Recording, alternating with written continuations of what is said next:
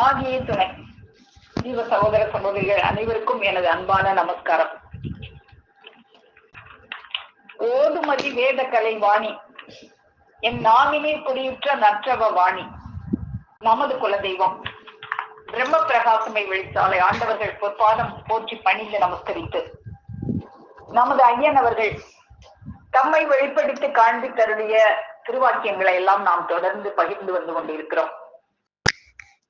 நமது தேவகோமானவர்கள் இந்த மனு மக்களை எல்லாம் வாரி சேர்ப்பதற்காக செந்தமிழ் என்கின்ற ஒரு அகமிய பெரிய வலையை விரித்து எடுத்து கொண்டு வந்தார்கள்.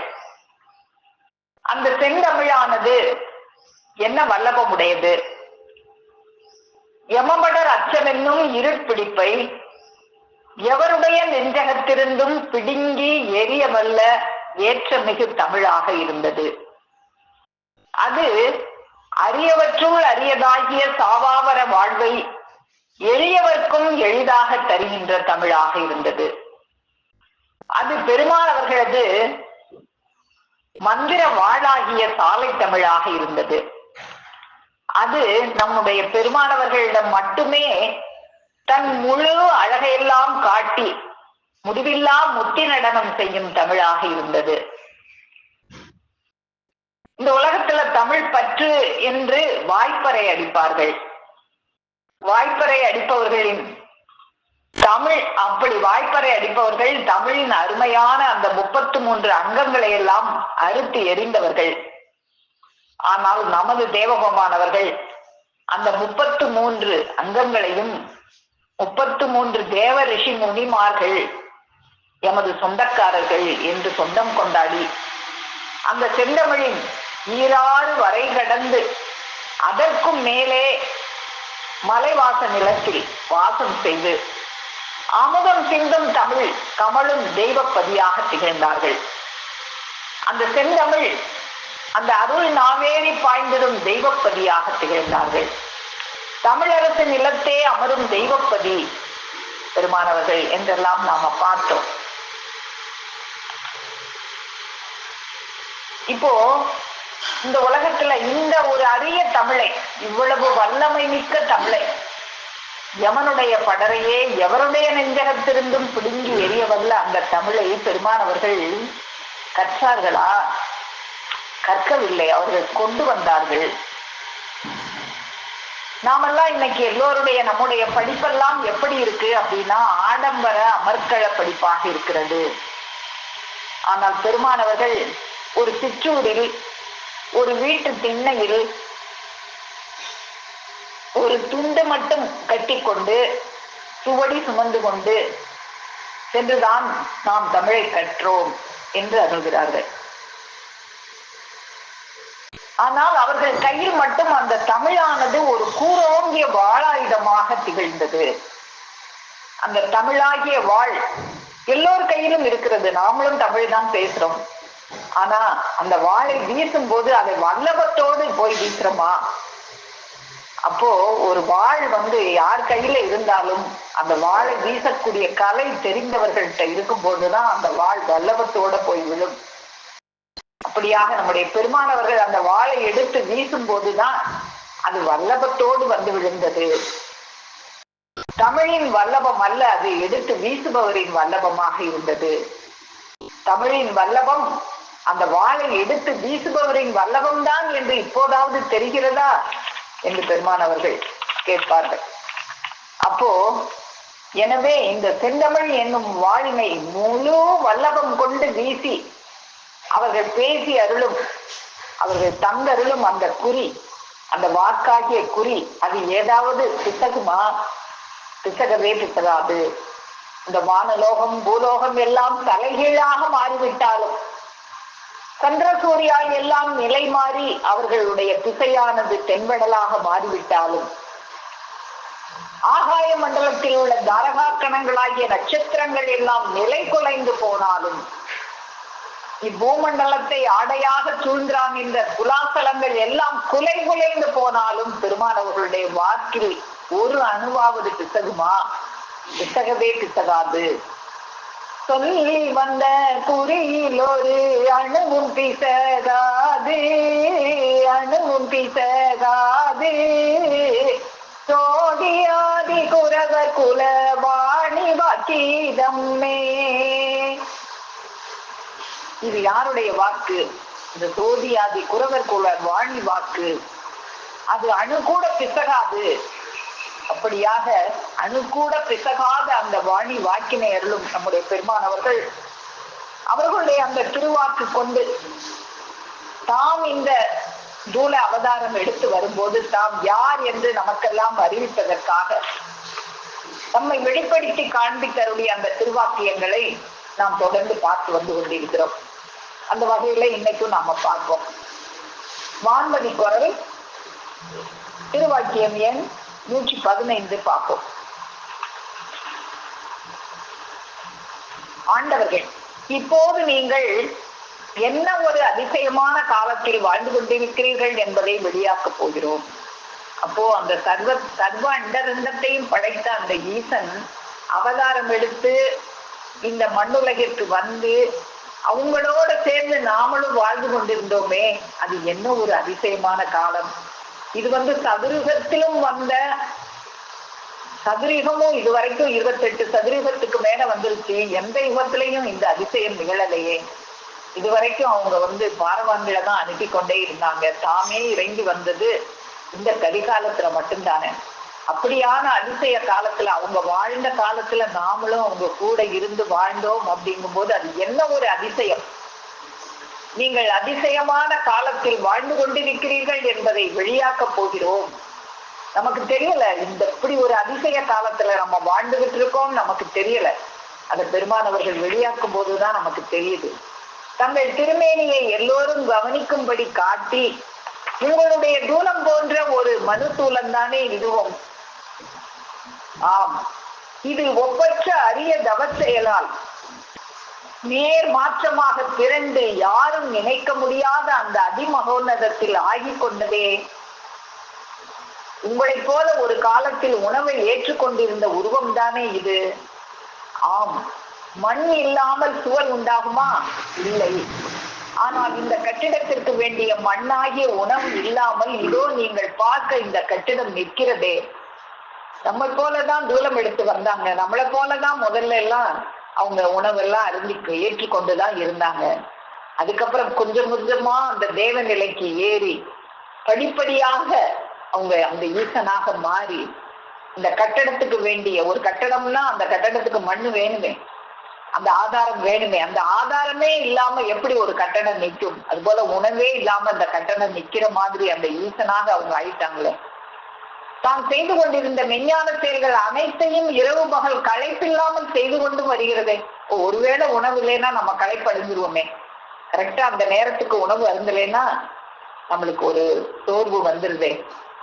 ஆனா அந்த சோர்வே இல்லாமல் களைப்பே இல்லாமல் அவங்க கொண்டு வந்த அந்த மெஞ்ஞான செயல்களை எல்லாம் இரவு பகல் பாராது செஞ்சுட்டே இருந்தாங்களே.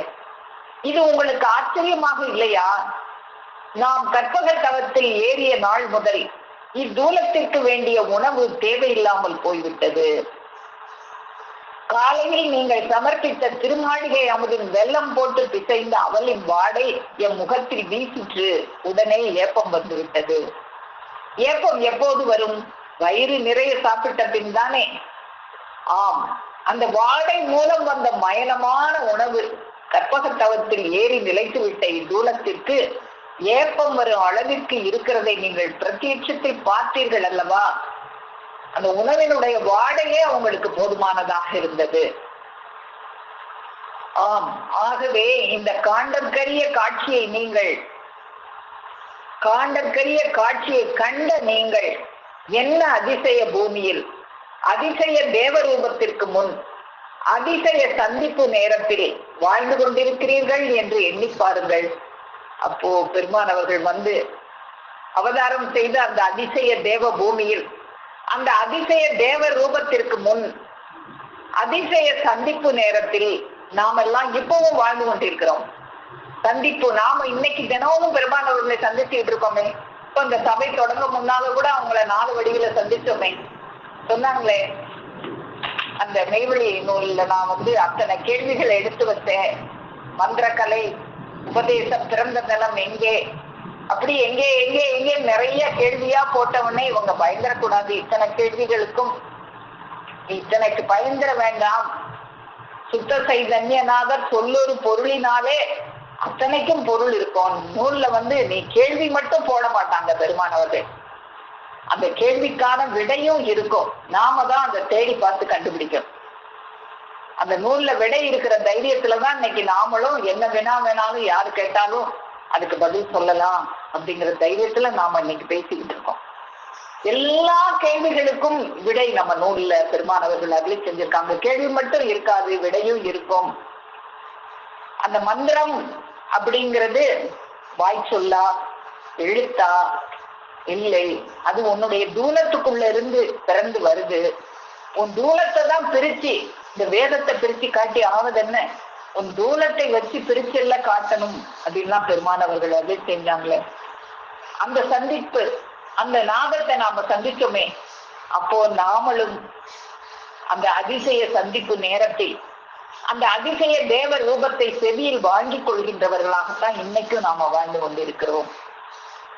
அப்போ பெருமானவர்கள் அந்த ஆதி பிதாவே அவதாரம் செய்து நமக்கெல்லாம் அந்த அதிசய சந்திப்பை இன்னைக்கும் அவங்க வழங்கி கொண்டே இருக்கிறாங்க அப்படிங்கிறத இந்த திருவாக்கியத்துல நாம தெரிஞ்சுக்கிட்டோம். அதுக்கப்புறம் திருவாக்கியம் வான்மதி குரல்ல திருவாக்கியமே 121 பார்ப்போம். 121ஓட தொடர்ச்சி, பக்கம் 190. அதாவது நம்ம என்ன சொத்து சுகங்கள்லாம் நம்ம சேர்த்து வைக்கிறோம். உங்களுடைய வீடு, மனை, சொத்து, சுதந்திரங்களின் மேல் நீங்கள் வைத்திருக்கும் அன்பை விட உங்கள் தாய், தந்தை, பெண்டு பிள்ளைகளிடத்தில் நீங்கள் அதிக அன்பு வைப்பது இயற்கை. அவங்க வீடு, மனை அது மேலேயே அன்பு வைப்போம். அதை விட தாய், தந்தை, பிள்ளைகள் மேல அதை விட அன்பு வைப்போம். அது இயற்கை. உங்கள் தாய், தந்தை முதலியோர் தங்கள் கண்ணால் பார்த்த அளவிற்கு, தங்கள் கவனத்திற்கு எட்டப்பட்ட அளவிற்கு தங்களால் முடிந்ததை உங்களுக்கு உதவி செய்ய முற்படுவார்கள். ஆனால் அவற்றிற்கு மீறிய ஆபத்து அதில் நீங்கள் சிக்கிக் கொண்டால் அவர்கள் உதவி கிட்டுவது துர்லபம். கண்ணால் பார்க்கக்கூடியதைத்தான் பெற்றோர்களால நமக்கு உதவி செய்ய முடியும். ஆனால் கண்ணால் காண முடியாததெல்லாம் நமக்கு சொந்தமாக்கி தருவது ஆசானவர்கள் மட்டுமே தான். அப்போ அவங்களால காப்பாற்ற முடியாத ஒரு ஆபத்துல போய் நம்ம சிக்கிக்கிட்டோம்னா அவங்களால காப்பாற்ற முடியாது. அப்படியான ஆபத்து நேரத்தில் கூட யாரால் எவர் உதவியும் எட்ட முடியாத அந்த யமன்பதி எல்லையில் உதவி செய்கிற ஒரு உதவி இருக்குமே, அப்படியான ஆபத்து நேரத்திலும் கூட உங்களை விட்டு பிரியாதிருந்து உங்கள் அங்க குலங்கள் உங்களுக்கு வேண்டிய உதவி செய்கின்றன. சில நேரத்துல நமக்கு பெற்றவங்களா உதவி செய்ய முடியாதப்ப நம்ம கை கால் நமக்கு உதவி செய்யும். அந்த கை கால உதவி செய்ய முடியாத நேரத்துல யார் உதவி செய்வார்? நம்மை குறைவாக நினைப்பார்கள் என்றோ, மேன்மையாக கருதி புகழ்வார்கள் என்றோ நினையாமலும், எந்த பிரதி பிரயோஜனத்தை எதிர்பாராமலும் இரவு பகல் ஓயாது உங்கள் ஏவலுக்கு பணிந்து அவை நடந்து வருகின்றன. அப்படி பணிந்து உதவி செய்து வரும் அங்க குலங்களும் யமனுடைய சந்திப்பில் அவனுடைய கோர அமளியை எதிர்த்து நிற்க முடியாமல் உங்களை கைவிட்டு விடுகின்றன. அப்போ நமக்கு வீடு, மனை, சொத்து, சுகம் அது ஒரு உதவியை செய்யுது. அதுக்கு மேல உதவி பெற்றவங்க, பெண்டு பிள்ளைகள் அவங்க உதவி செய்யறாங்க. அதுக்கு மேலான உதவிய அங்க குலங்கள் செய்து அந்த இத்தனையும் உதவி செய்ய முடியாத ஒரு நேரத்தில் அந்த யமனுடைய சந்திப்பில் இதெல்லாமே உதவி செய்யவே முடியாது. அப்போ அந்த நேரத்தில் உதவி செய்கின்ற ஒரு தேவ அங்கம், அவங்க கிட்ட நம்ம அங்கத்தினராக ஆகணும். அவங்களுடைய அங்கத்தினரா நம்ம ஆயிட்டோம்னா அந்த அங்கம் நமக்கு உதவி செய்யும். அந்த ஆபத்து எல்லையில் அந்த நிர்கதி நேரத்தில் உதவ முன்னிற்கும் தேவ அங்கம். ஆகவே அத்தனிக்கருணை தேவ அங்கத்தின் மீது எத்தகைய வஞ்சமில் காண்டொழுகும் அன்பு நீங்கள் கொள்ள வேண்டும். அப்போ இந்த இத்தனையும் விட இந்த தேவ அங்கத்தின் மேலதான நம்ம அதிகமான அன்பு கொள்ள வேண்டும். அந்த ஒப்பற்ற அன்பு உங்களை எவன் கையிலிருந்து மீட்டு சிவன் கையகத்திலே ஆக்குவதால் அன்பே சிவம் என்ற மந்திர வசனம் சிவபதி செம்மல்களால் எடுத்து வைக்க பெற்றுள்ளது.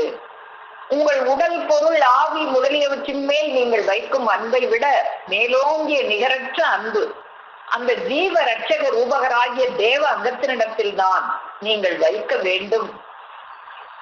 அப்போ நாம யார் மேல நிஜமான அந்த மெய்யான அன்பு வைக்க வேண்டும்? எவருடைய உதவியும் வந்து எட்ட முடியாத எல்லையில உதவுகின்ற அந்த அன்பு தானே நமக்கு பெரிய அன்பாக இருக்கணும். அது அந்த அன்புதான், அதுதான் இன்னைக்கு இந்த காட்டுல உனக்காக உன் முன்னால அவதாரம் எடுத்து வந்திருக்கு.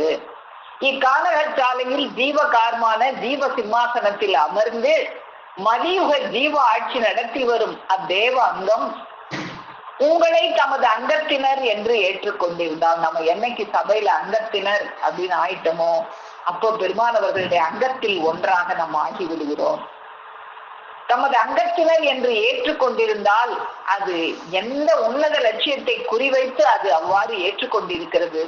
எதுக்காக அவங்க நம்மளை அங்கத்தினராக ஏற்றுக்கொண்டாங்க என்று ஓரளவுக்கு உங்கள் அறிவுக்கு இப்போது விளங்கும்.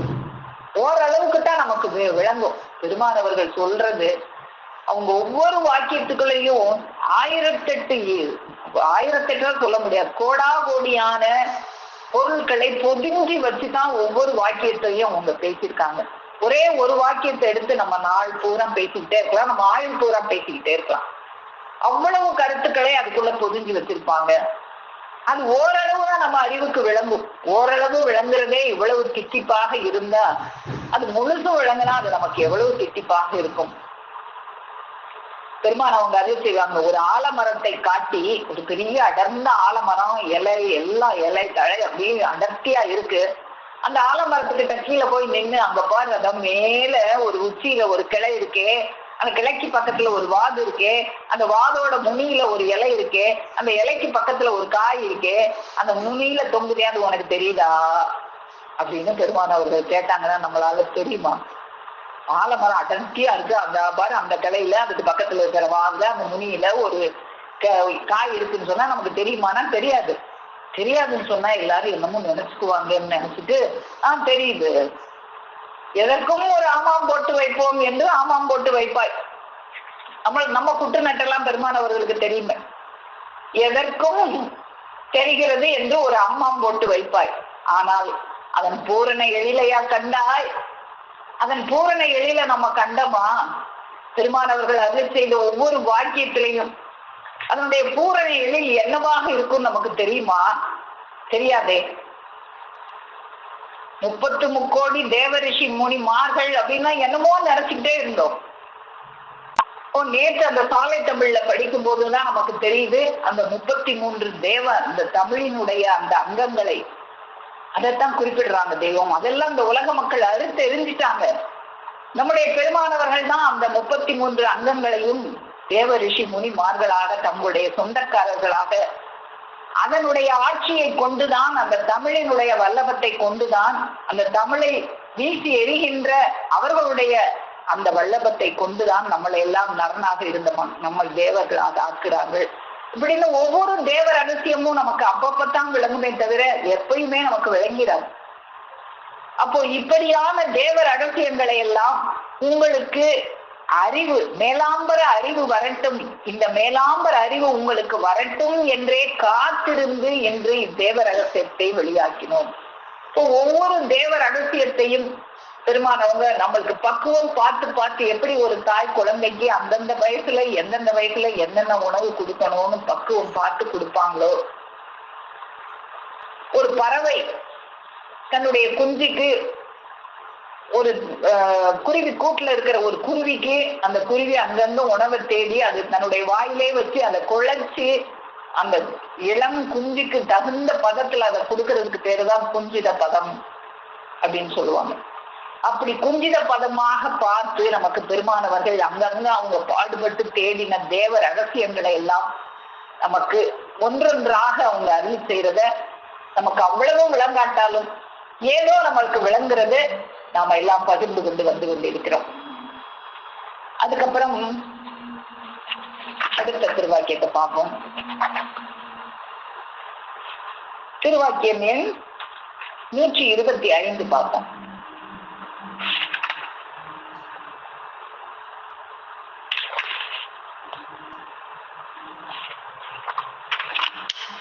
திருவாக்கியமே 124 நீ தொடர்ச்சியை பார்ப்போம். பக்கம் 197. மெய்கொண்டம் என்னும் மெய்வெளிச்சாலை குருச்சேத்திரத்தில் நமது தெய்வம் அருளின் பரிசுத்த ஆவியால் மந்திர சந்ததியாய் மறுபிறப்பு புனர்ஜென்மம் பிறந்து சொர்க்கப்பதி திருவாசல் பிறப்பிக்க பெற்று குடியேறிய திருநாளை சந்நிதியில் பலரும் கொண்டாடினார்கள். அப்போ பெருமானவர்கள் தூலத்துல இருக்கும் போதும் பிறந்த நாள் கொண்டாடுறேன்னு எல்லாம் பெரியவங்க எல்லாம் உபதேசம் வாங்கினவங்க எல்லாம் அந்த வாங்கின நாளை கொண்டாடுவாங்க. அப்படி எல்லாரும் கொண்டாடுறாங்க சந்நிதியில. பிறகு உத்தரவு பெற்றுக்கொண்டு வெளியூர்களுக்கு புறப்பட்டார்கள். அப்போ கொண்டாடி முடிச்ச உடனே ஊருக்கு போறதுக்கு பெருமானவர்கள்ட்ட உத்தரவு வாங்கிட்டு எல்லாரும் புறப்படுறாங்க. அப்படி போகும்போது பெருமானவர்கள் பார்த்துக்கிட்டே இருந்துட்டு அவர்கள் புறப்பட்டு போவதை சிறிது நேரம் கவனமாக பார்த்து கொண்டிருந்த ஆண்டவர்கள், எப்படி இவங்க எல்லாம் வேக வேகமா எங்க போறாங்க, நாம இங்க உட்கார்ந்து இருக்கமே, நம்மளை விட்டுட்டு போறாங்களே அப்படின்னு அவங்களுக்கு யாராவது ஊருக்கு போயிட்டு வரேன்னு சொன்னா அவங்க அவ்வளவு கவலைப்படுவாங்க. அப்போ அவங்க என்ன சொல்றாங்க, அழி களி வாழும் எல்லைக்கு இவர்கள் போகிற விரைவையும் வேகத்தையும் ஆர்வத்தையும் பார்த்தால் வரவிருக்கிற அந்த கோர அமளி ஊழி நேரத்தை பற்றி இவர்கள் நினைவில் கிஞ்சித்து கூட கவலை இல்லை என்று திட்டமாக தெரிகிறது. எல்லாரும் உபதேசம் தான் வாங்கினாங்க. அந்த உபதேசம் வாங்கினால பிறந்த நாளா கொண்டாடுறாங்க.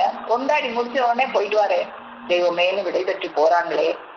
இந்த அழி களி வாழ்கின்ற இந்த உலகத்துக்கு இவ்வளவு ஆர்வமாகவும் இவ்வளவு வேகமாகவும் கிளம்பி போறத பார்க்கும்போது அந்த கோர அமளி நேரத்தை பத்தி இவங்களுக்கு கொஞ்சம் கூட கவலையே இல்லைன்னு தெரியுது. ஏன்னா நம்முடைய பெருமானவர்களுக்கு அதே கவலை தான். அந்த கோர அமளி யமனுடைய அமளி நேரத்துல இருந்து நம்ம தப்பிக்கிறது எப்படி அப்படிங்கிற ஒரு கவலை சிறு வயசுல இருந்தே அவங்கள வாட்டி படைச்சிருக்கு. இப்போ பாட்டேர் பெருமான் அவர்களை பிடிச்சது பிறகும் கூட அவங்களுக்கு அவங்களுடைய துணையை விடாம அவங்க கூடயே இருக்கணும், அப்பதான் நமக்கு அந்த பெரிய பதவி கிடைக்கும்னு அவங்க அதே சிந்தனையில இருந்தாங்களே. அது மாதிரி யாராவது இருந்துட மாட்டோமான்னு அவங்களுடைய திருவுள்ளம் ஏங்கி பார்க்குது. ஆனா அப்படி யாரு கூட இல்லை. எவரொருவர் முகத்திலும் அதை பற்றி அச்சமோ கவலையோ காணோமே. சர்வலோக சர்வ வியாபக சர்வ நேச நம்ம யாருக்காவது அந்த கவலை இருக்கா? கிடையவே கிடையாது. ஏதோ கேட்கிறோம், இங்க இருந்து அங்கிட்டு போன உடனே திரும்ப அந்த உலக இச்சை, அவ்வளவுதான். சர்வலோக சர்வ வியாபக சர்வ நேச சர்வ சாட்சியாகிய இறைவன் இந்த துக்க உடலில், இந்த பீத்த உடலில் இன்னும் எத்தனை நாளைக்கு இருக்க போகிறான்? அப்போ பெருமானவர்கள் அந்த சர்வலோக சர்வ வியாபக சர்வ நேச சர்வ சாட்சியாகிய இறைவன் பெருமானவர்களுடைய அந்த தூலத்துக்குள்ளதான இறைவன் குடியிருந்தாங்க. சர்வத்தையும் படைத்து ஈசனே குடியிருக்கிற இந்த தூலத்தை விட்டுட்டு நான் போக மாட்டேன்னு அவங்களை குறிச்சுக்கிட்டே நம்ம எல்லாம் உட்கார்ந்து இருந்தோமா? இல்ல, போயிட்டு வரேன் தெய்வமே, ஊருக்கு போயிட்டு வரேன்னு சொல்லிட்டு கேட்டுட்டு தானே வந்தோம். பெருமான் அவங்க சொல்லுவாங்க, இல்லை நான் என் ஐயல்கிட்ட இதை ஒன்னதான் கேட்கல, போயிட்டு வரேன்னு நான் கேட்கவே இல்லை, அவங்கள பிரியவே கூடாதுன்னு நான் இருந்தேன். ஆனா அவங்க என்ன நீ போயிட்டு வா அப்படின்னு அனுப்பிச்சிட்டாங்களே அப்படின்னு அருளி செய்வாங்க. அப்போ நம்மளுக்கு யாருக்காவது சர்வலோக சர்வ வியாபக சர்வ சாட்சியாக இறைவன் தானே தூலம் எடுத்து இங்க உட்கார்ந்துருக்காங்க, இவங்களை விட்டு நான் அணு கூட பிரிய மாட்டேன், இவங்க அடி நிழல்லே தான் நான் இருப்பேன் அப்படின்னு நம்ம யாராவது இருந்தோமா? ஏதோ கொஞ்ச நேரம் இருந்து திருவிழா கொண்டாடிட்டு, இப்போ எல்லாரும் திருவிழா கொண்டாட போகும்போது அப்படியே வேகமா போவோம், திருவிழாவை கொண்டாடுவோம், போயிட்டு வரோம்னு ஜாலியா வந்துருவோம். அவ்வளவுதானே தவிர இது எனக்கு வேணும்னு விடாப்படியாக யாராவது பற்றி கொண்டிருந்தோமா? ஆனா அந்த திருவுள்ளம் ஏங்குது. நாம உடல் எடுத்து வந்திருக்கோமே, இந்த துக்க உடலை இவங்களுக்காக எடுத்து, இந்த பீத்த உடலை, இந்த துக்க உடலை இவங்க துக்க உடலை மாற்றுவதற்காக ஏற்று வந்திருக்கிறோமே, இவங்க நம்மகிட்ட போயிட்டு வரேன்னு சொல்லிட்டு ஊருக்கு போறாங்களேன்னு அந்த திருவுள்ளம் ஏங்குனத இந்த திருவாக்கியத்துல நமக்கு எடுத்து காட்டுறாங்க. அந்த சர்வ சாட்சியாகிய இறைவன் இந்த துக்க உடலில், இந்த பீத்த உடலில் இன்னும் எத்தனை நாளைக்கு இருக்க போகிறான்? எத்தனை நாளைக்கு இருக்க முடியும் அப்படின்னு நம்ம நினைச்சோமா? அவங்க இருக்கும்போது நினைக்கலையே என்று கனிவாக அருளி செய்த பின் முகப்பில் இருந்து திருமாளிகைக்கு எழுந்தருளினார்கள். அதுக்கப்புறம் என்ன செய்ய முடியும்? சொல்லியாச்சு, நான் தான் அந்த சர்வலோக சர்வ சாட்சியாகிய இறைவன் இந்த தூலத்துல இருக்கிறேன், இருக்கும்போது பயன்படுத்திக்கோ, எத்தனை நாளைக்கு இந்த தூலத்துல இருப்பேன்னு தெரியாது அப்படின்னு நமக்கு அவங்க கொடு போட்டு காமிக்கிறாங்க. அதுக்கப்புறம் திருவாக்கியம் எண்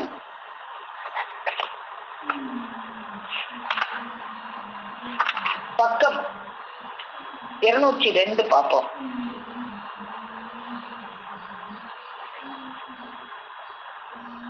ஏன் தெரியல அப்படின்னு கேக்குறாங்க. இப்படி ஒரு அருங்காரண செயல் இந்த மண்ணுலகில் எப்பவாவது எங்கேயாவது யாராவது கண்டதோ கேட்டதோ உண்டா? நம்ம பார்த்தோமே சதுர்யுகம், எத்தனையோ சதுர்யுகம் வந்தது. ஒவ்வொரு யுகத்துக்கும் எத்தனையோ லட்சக்கணக்கான ஆண்டுகள் இருக்கு. அத்தனை யுகத்திலையும் 4 யுகம் மாறி மாறி வரும். திரேதாயுகம், துவாபரயுகம், கலியுகம்னு மாறி மாறி வரும். கலியுகம் வந்தோடனே திரும்ப திரேதாயுகம், துவாரம், இப்படி மாறி மாறி 28 சதுரயுகங்களுக்கு மேல வந்துருச்சு. அப்பெல்லாம் நடக்காத ஒரு அதிசயம் இந்த கலியுகத்துல நடந்துச்சு. ஒரு அலங்காரண செயல் இந்த மண்ணுலகில நடந்திருக்கே, இது யாருக்காவது இது மாதிரி எங்கேயுமே கண்டதே இல்லையே, இது ஏன் இந்த மக்களுக்கு ஒரு அதிசயமாக தெரியல? இத பார்த்தா எனக்கு அதிசயமா இருக்கு அப்படின்னு பெருமானவங்க அதில் செய்வாங்க. அப்போ எங்கேயாவது யாராவது கண்டதோ கேட்டதோ உண்டா? இல்லையே. இவ்வாறான வேத விரத நீதி வீதி ஜீவ சேகர மதி நிதி அருட்கொடை மூல பண்டாரம். அது என்ன மூல பண்டாரம்? வேத விரத நீதி வீதி ஜீவ சேகர மதி நிதி அருட்கொடை மூல பண்டாரம். எல்லா ஜீவனையும் சேகரிக்கிறது. ஜீவன் தான் உயிர். உயிரை சேகரிக்கக்கூடிய அந்த மதி நிதி அருட்கொடை மூல பண்டாரம். அந்த அருட்கொடை தான் என்ன கொடையாக இருந்தது? நம்மளை எல்லாம் கள்ளி செடியாக இருந்த நம்மளை எல்லாம் தேவ தருவாக மாற்றுகின்ற அந்த அருட்கொடை மூல பண்டாரம் ஊழி விதி நிர்ணயப்படி இக்கலியுகாந்த கடைக்கோடியில் இந்த உத்தியோகன பூமிக்கு வந்து கொடியேற்றி கூவி அழைத்து கொண்டு நிற்பது. இந்த கலிகாலத்துல அந்த ஊழி விதியின்படி அவங்க இந்த கலிகாலத்துல அவதாரம் செய்யணுங்கிறது ஊழி விதியாக இருந்தது. அந்த ஊழி விதியின்படி அவங்க இந்த கலியுக கடைக்கோடியில் வந்து இந்த சாலை என்கின்ற அந்த உத்தியோகன பூமியில் ஒளிவு மறைவாவா இருந்தாங்க. பகிரங்கமா பார் மனு மகன் வருகை பகிரங்கமாமேன்னு உலகத்துக்கெல்லாம் உலக மக்களை எல்லாம் வாருங்கோ வாங்கோ என்று கூவி அழைப்பதற்காக கொடியேற்றி, அங்க கொடியேற்றினா கூட எல்லாரு கண்ணையும் தெரியாது, அங்க சுற்று வட்டத்துல இருக்கிற ஊர்ல இருக்க மக்களுக்கு தான் தெரியும்னு தன்னை தான் நாடி வந்த மக்கள் சிறகுல எல்லாம் தலைப்பாகையாக, அந்த தலைப்பாகை கொடியாக, ஒவ்வொரு தலைப்பாகையும் ஒரு கொடி. அப்ப அதை பார்த்து இந்த உலக மக்கள் கேட்கட்டும், ஏன் தலையில அந்த தலைப்பாகை அணிஞ்சிருக்கீங்க, அவங்கள அழைக்கிற கொடியாக அது இருக்கட்டும் தான் நான் தலைப்பாகையை ஏற்றி வந்தேன். அப்படி கொடியேற்றி இந்த உலக மக்களை எல்லாம் கூவி அழைத்து கொண்டு நிற்பது இந்த அணி உலக மனுஷ தலங்களுக்கு ஏன் தெரியவில்லை? இப்படி ஒரு இறைவனே வந்து அவதாரம் செஞ்சிருக்காங்கன்னா இந்நேரம் உலகம் பூராமல திரண்டு வந்திருக்கணும். வரலையே. கோடியில ஒருத்தன் தானே வந்திருக்கிறான் அப்படின்னு அந்த திருவுள்ளம் இயங்குறதையும் நம்ம இந்த திருவாக்கியத்துல நம்ம பாக்குறோம். அதுக்கப்புறம் பக்கம் 229 பார்ப்போம். திருவாக்கியம் 136 வான்மதி குரல்ல பார்ப்போம். சிவபெருமான் என்று நான் அழைத்து ஏத்த தவபெருமான் என்று தான் வந்து நின்றார். அவபெருமான் என்னை ஆளுடை நாதன் பவபெருமான் என்று பணிந்து நின்றேனே என்ற திருமந்திரத்தையும் திருச்சென்னலியில் படிக்க பெற்றது.